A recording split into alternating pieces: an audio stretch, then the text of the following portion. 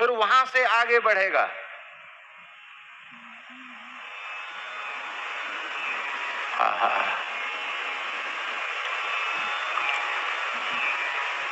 एक महात्मा थे, बहुत अच्छे महात्मा थे। सत्य घटना सुना रहे हैं आपको।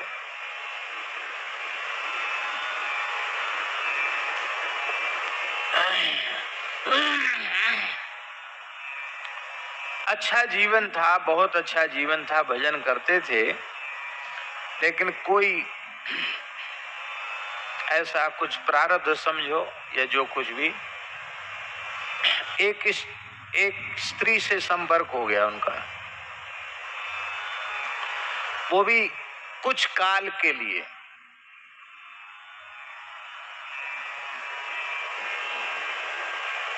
तो यह एक प्रकार से स्खलन था, अपनी साधुता से वो नीचे गिरे। शरीर छूट गया उनका, शरीर पूरा हुआ तो एक स्थान के महंत थे, इसलिए खूब उनके नाम से सब कुछ, जो कुछ भोज भंडारा वगैरह सब हो गया। अब वो संत जो थे वो हरेराम बाबा से बहुत प्रेम करते थे, हरेराम बाबा से उनकी मित्रता थी। वो हरेराम बाबा ने उनको टोका था कि देखो ये तुम गलती कर रहे हो, इसको छोड़ दो। लेकिन वो ऐसा ही होता है, कोई गलत अभ्यास पड़ जाता तो उसको जल्दी मनुष्य छोड़ नहीं पाता। तो क्या हुआ कि हरेराम बाबा अपने ठाकुर जी की सेवा कर रहे थे और वो महात्मा घोड़े पर चढ़े हुए दिखाई पड़े, पाग बंधिए बढ़िया, और खूब सुंदर रामानंदी साधु थे, खूब लंबे चौड़े तिलक लगाए थे, संत का ही वेश था और माला झोली भी थी, घोड़े पर बैठे थे। तो उन्होंने घोड़ा रोका और उतर के दंडोत प्रणाम किया। तो उन्होंने गुरु भाई दंडोत दंडोत, अरे आप तो शरीर पूरा हो गया था, आप कैसे? उन्होंने कहा हाँ देखो ऐसा है, साधु तिलक कंठी की महिमा क्या है ये पहले तो समझ में नहीं आया, अब मरने के बाद समझ में आई ये बात। क्या? बोले हम शरीर छोड़ करके यमलोक नहीं गए। क्यों? क्योंकि यमलोक वे जाते हैं जो भगवान के शरण नहीं भये हैं। हम यमलोक तो नहीं गए, लेकिन हमको भैरव जी के दल में भेज दिया गया, तो हम काशी में रह रहे हैं इस समय। उन संत ने क्या कहा, हम काशी में रह रहे हैं और भैरव यातना हम सहन कर रहे हैं, भैरव यातना। पर एक बात है, तो बाबा ने पूछा भैरव यातना, तो बोले यम यातना से भी भयंकर है भैरव यातना, लेकिन कठोर दंड देते हैं।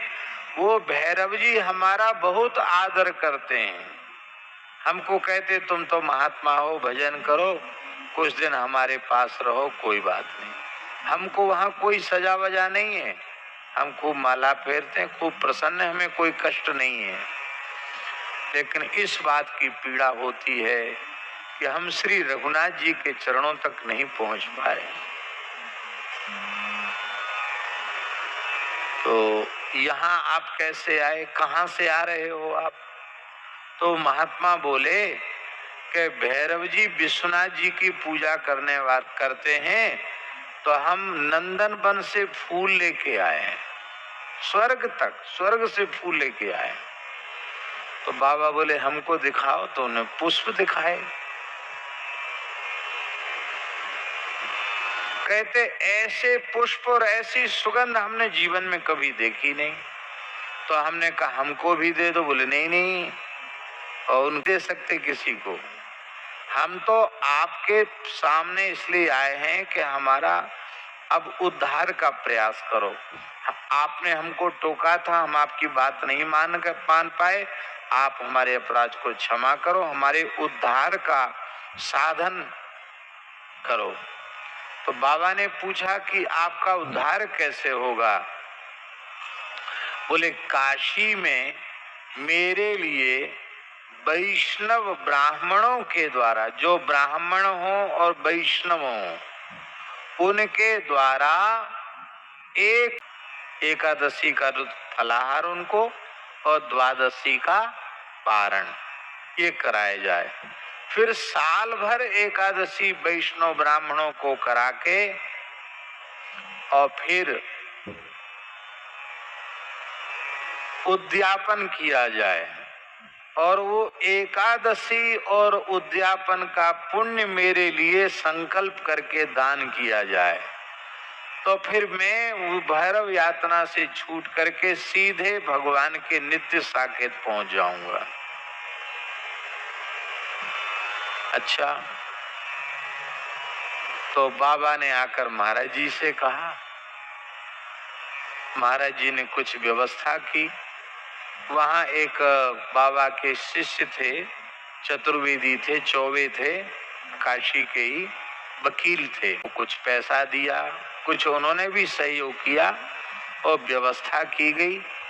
साल भर एकादशी को ब्राह्मणों को बुलाया जाता जो वैष्णवी दीक्षा से युक्त हैं, और उनको फिर कीर्तन भी करते थे, द्वादशी को भोजन भी करते, एकादशी को दक्षिणा, द्वादशी को दक्षिणा, और फिर उद्यापन हुआ। तो बाबा ने कहा था कि देखो हम पुण्य तो देंगे आपको, लेकिन जाते जाते हमें अनुभव करा के जाना कि हम साकेत जा रहे हैं।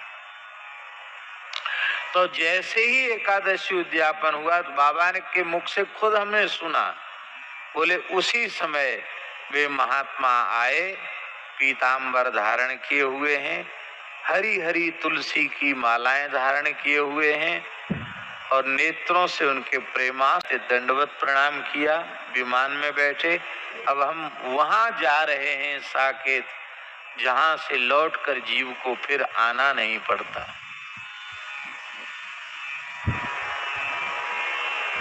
ये जो घटना है, ये घटना ये प्रमाणित करती है कि ये तिलक की कितनी महिमा है, भगवान नाम जप की कितनी महिमा है।